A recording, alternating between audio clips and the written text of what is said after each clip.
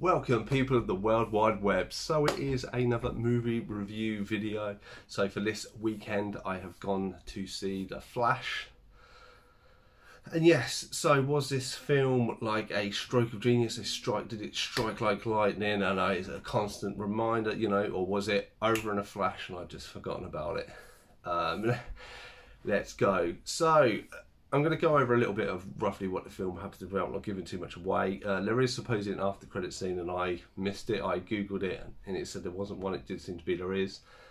It doesn't seem to kind of link into anyone. It's kind of a cameo bit, but that's all I'll say. So if you're watching it, please do stay to the end. There is something there.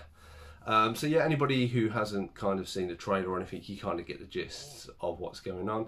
And this is Ezra Miller's debut in film as the Flash. So it's his solo arc. Obviously, there's been a lot of issues with this. This film was announced before the TV series was even done, and I think it's finished its nine-year run in America. So it shows you how long they've had issues and stuff going on with this, with rewrites, COVID, and everything else. But the whole premise of this is it is Barry as his older age self. His dad is up for parole in a few days, and he basically learns the ability he can turn back time, and that is the premise of him going back and changing time, and actually that has a knock-on effect to other things, and it's him dealing with that, so to speak. If you've seen the trailer, you'll see there's a lot of returning characters and alternate characters and stuff like this in there. That's about the gist of it. I'll bang the spoiler review up now. I would say I have mixed reviews on it. I did like it for the most part, but I did see a lot of flaws in it, but we shall keep going. So anyways, spoiler alert is up, let's keep going. So as we go, obviously, you know, the Flash starts, and one thing that kind of hits very early on is they try and portray the Flash as a kind of comedical character. I think they kind of did bits like that in Justice League, and to me, that didn't land. You know, he's a very clever, you know, he's a forensic analyst. He's a very clever person. He's got clued up, you know, he has this mission. Making him seem like a bit of a silly, like an idiot, didn't really land with me. I mean, I went to cinema, I think there's about 15-20 people in this watching it. There was one person who was very loud, who laughed at like 3 or 4 jokes that no one else laughed at throughout it. But just like I say, to me, I didn't, even in Justice League, I didn't like him. I gravitated more to Victor Stone, but obviously he weren't going to return because of all the issues that the Ray Fisher has done in real life.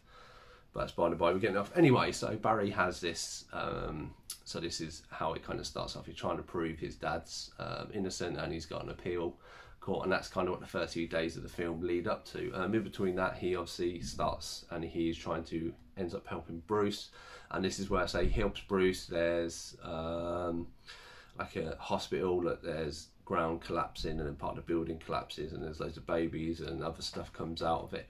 And this is again is done in a very tried to be a comedic way, and all it kind of brings back to me is obviously the Marvel films, or probably like I think it was Sony with the X-Men, and they did Quicksilver's scenes, and they were really good. In this one, it's very, I say, comic, the way he moves and the way like he kind of pole vaults over, or not pole, kind of does the splits over something. And I was like, he wouldn't move in that way. I don't think Barry is kind of that versed, and even sort of silly stuff because there's loads of babies coming at him and stuff. And I was like, he wouldn't do sort of this. And to me, it was just a waste of a scene.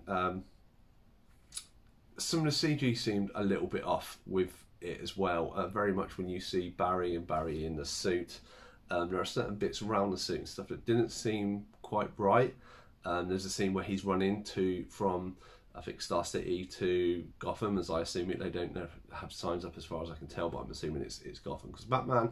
And there's even that bit when you kind of see the blur, and that is really good. It's a bit like the TV series and like they have done, and then they kind of go, and then you kind of see like an animated Barry, but he's kind of doing this, and it looks really stupid in my eyes. Let's say the graphic isn't. When you see Batman as well, and his face and the cowl, something does seem off. It doesn't seem right. It seems like someone's matte painted it, and there's no wrinkles or movement or anything, but it does stand out from the background as well. It seemed really strange, and that ain't the strangest thing in the CG that is in this film. So anyway, so as obviously he helps Bruce, blah blah blah blah, and then he after helping Bruce, he realizes that he can travel back in time, and then he tells him, and Bruce is like, no, I don't want to do this because you cause it. Anyway, as we all know from anything, he goes back, he changes time, he saves his mum. There is no zoom, there is no mention who kills him. We never find out that in it. He just does an event that kind of would mean his dad is there and doesn't leave when the killing happens, basically.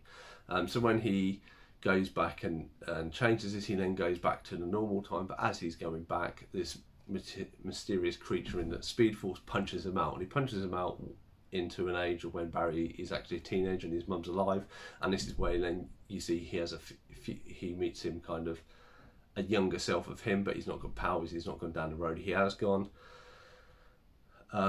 He then tries to he basically tries to figure out why he's there and all this stuff, and then he realizes that the day he's come back and the day he was punched back is when he actually got his powers. He goes to give this new Barry powers, but unfortunately transfers his powers to the new Barry. So then he has no powers, and a very young, immature Barry does it. And obviously then while this is going on, you see that General Zod has actually come to Earth at this time. So it is kind of linked up with the Superman films.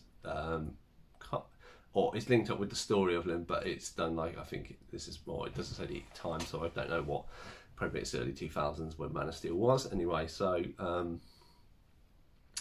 So you have a very immature Flash who can't really use abilities, and one that knows how to use his abilities but doesn't have the power. And this is when then they start to bring in a few Flashpoint of, he starts going through all the superheroes that are out there, and it's good. And I mean, they make a few good cultural references. They mention about Eric Stoltz being being Marty McFly instead of Michael J. Fox, and this is some of the stuff he's done, and he's a bit like, you know, and I quite like that. You know, the friends and that of him. It's just a typical the younger version of Ezra Miller. And I say Ezra Miller was alright acting in it. I didn't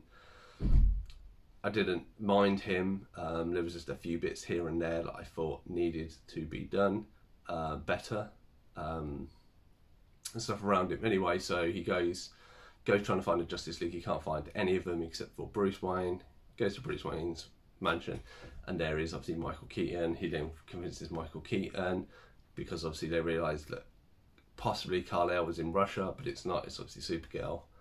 They then go and then they all team up against Zod, and then unfortunately Zod wins, and you learn, and there's something that Michael Keaton says earlier in the film, that basically there is that how a lot of stuff has changed. So basically we've seen films where history is a line, and when like Back to the Future, like it goes off and it's like a separate line, so they're kind of crossing next to each other, whereas Bruce says they actually overlap, and that when you change an event anywhere along the timeline, it actually splinters off backwards and forwards, so you affect the past and the time, which explains a lot of things why there ain't other Justice League members and stuff like this. And I thought that was really good. I thought the explaining of it made perfect sense. They used spaghetti kind of as a reference of it. And yeah, and he says that just, as he says, spaghetti, obviously, because there are certain points that lay up, so there are certain points that will always happen. And this is kind of the battle I have with Zod. Zod always wins it. He kills Supergirl, whatever, and this is where they fight. You know, it's quite spectacular. I say the graphics are a little bit off in here in places, blah, blah, blah, blah. But they do it, and then he keeps trying to rewind time, and it doesn't work. And the new Barry tries to keep rewinding time. And then this is when this character comes out, and then, surprise, surprise, it's younger Barry, but as an older version. Younger Barry steps in the way, older Barry kills younger Barry, the old mutated Barry and stuff, and then obviously then Barry realises he has to get back and change it. Certain things. I say, for the most part, the story was alright. I say, the trying to be funny stuff and the outlandish speed thing at the front, I didn't appreciate. Even Batman coming into it, he has kind of a different type of suit. I didn't like looking at. He's kind of batting around a lot and not as menacing as Batman would see. Actually, Supergirl was really good when she's released from the prison and gets powers and starts fighting. And the end scenes and stuff, I did quite like all of them. I say it's just hit and miss. I think that this is a bit like Batman versus Superman. There's so much hype and so much thing around it that your expectations are up high and it's not going to necessarily meet them. But that is the case, and there we go.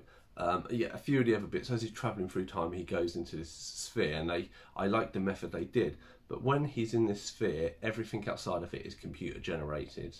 And I was like, I didn't understand why, because the computer generation is not that good.